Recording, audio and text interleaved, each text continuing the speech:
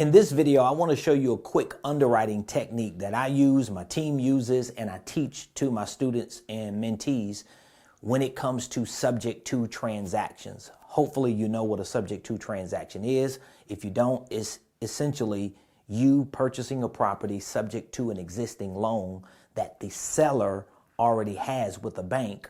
You're purchasing the property and leaving that loan in place, and there's a process that has to take place in order for that deal to work. Well, even before you approach that seller and generate any marketing information to that seller, whether you're calling, knocking on their door, sending emails or mailers, even before you do that, you have to underwrite the deal at least enough to know that if that seller responds to you, if you get a chance to talk with them, it's worth you putting some type of deal together. So what I like to do is, when it comes to underwriting a subject to, is I like to break it up into two phases. So phase one, we have our preliminary underwriting, and then phase two, we have our post-contact underwriting. So again, for me and my company, at least one of our divisions called RP Capital Home Solutions, we primarily look to purchase pre-foreclosures that are just weeks away from the auction,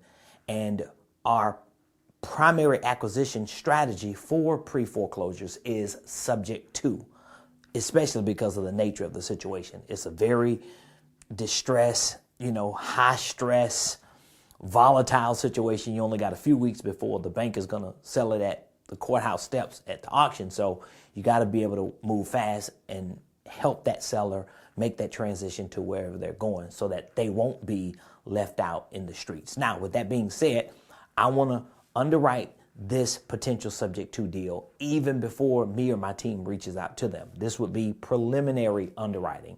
So what does that preliminary underwriting process looks like? Well, I break it up into 6 data points. So this is just data that I want to gather to determine if it's a potential deal. Now, when you get good, you're able to do the preliminary underwriting for each property within maybe 30 to 45 seconds. So I can look at hundreds of properties once I get the address that fits my buy box, put it in my investor-friendly platform. I could just look at a couple of these data points all at one time. My mind is moving like a calculator, and within 30 seconds, I know, yeah, that's a good deal. Boom. I drop it. My team will skip trace it, get numbers and email addresses, and then start reaching out, okay?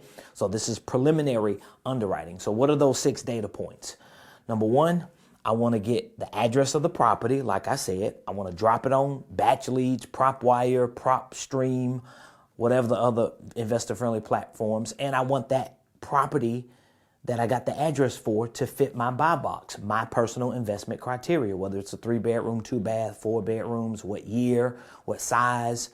All that plays into your buy box. So that's the first data point, the address and my buy box. I'm going to drop it on PropStream, PropWire, Batch Leads, whatever that platform is that you're using.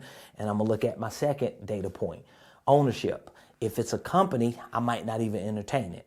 If it's an individual or 6 individuals, I might not entertain it. But I'm looking for homes that are owned by individuals, not 15 individuals.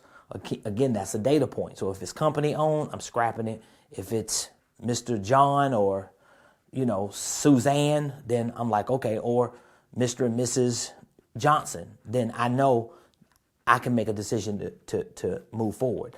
I might look at the length of ownership, because if it's a 30-year mortgage, they've owned it for 21 years, and then I start looking at the mortgage information and they've refinanced it 20 times, did a loan modification 3 times. It may be telling me a story. Like, these data points start telling you a story about the profile of that particular property. But again, as you get good, you'll learn to do all this within a 30 to 45 second window. Why? It's just a preliminary underwriting to see if it's worth you and your team or your VA reaching out. This is at least what we do, because all of our people are in-house. We're not using VAs, all right? Second data point, ownership, length of ownership. Third data point, we're going to look at the loan balance, because we want to see how much do they owe, okay? And we're going to look at the ARV. Now, you may have to go to a couple different other platforms to look at the ARV. We have an in-house agent, transaction coordinator. We can pull comps if we needed to, but we're not doing all that. I'm just looking at rough information. So I'll look at the loan balance and then I'll look at the ARV. Why is that important? Because if there's a property I'm looking at, one person owns it, let's say they just bought it 2 years ago, they might be over leveraged. We don't know what the situation is. Now it's in foreclosure. We know that because it already fit our buy box. By the time I get to the third data point, loan balance, let's say they owe 200 and the ARV says 325. Well, that lets me know there's an equity spread of about 125,000. I don't know how far behind they are. I don't know how many liens they have. But what I do know in just that short period of time, which could take 20 seconds, is that there's enough equity wiggle room to make a deal happen. Boom, we'll skip trace it and we'll start calling and reaching out to them. Fourth data point, I'll look at the PITI. What is the monthly payment? Even if it's just showing PI, principal and interest, TI, taxes and insurance, if I add an extra $400 or $500, I want to look at the PITI, then I want to look at what could that property rent for if it was in rent-ready condition. I'll look at that cash spread. So if the PITI is guesstimated to be, let's say, $1,500 a month, but the gross rent value is showing that I can rent it for $2,600. It's telling me $1,526. There's an $1,100 cash spread. That sounds good. Data point 5. I'll look at the interest rate. I'll look at the loan term, the loan type, because if it's a reverse mortgage, I don't want it. If it's an FHA, conventional loan, 30-year fixed, 2%, 3% interest rate, all those data points are letting me know it's a potentially good deal. I might look on PropStream just to see if there's a bankruptcy.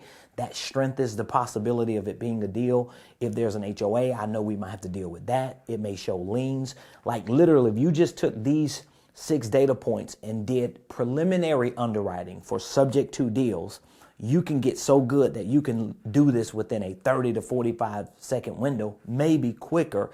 And you can flesh through enough properties, skip trace them, get the numbers, get the email addresses, and boom, start calling. Now, there are other investors that do it a different way, but as I said, all of our people in-house, we don't have VAs outside of our office calling.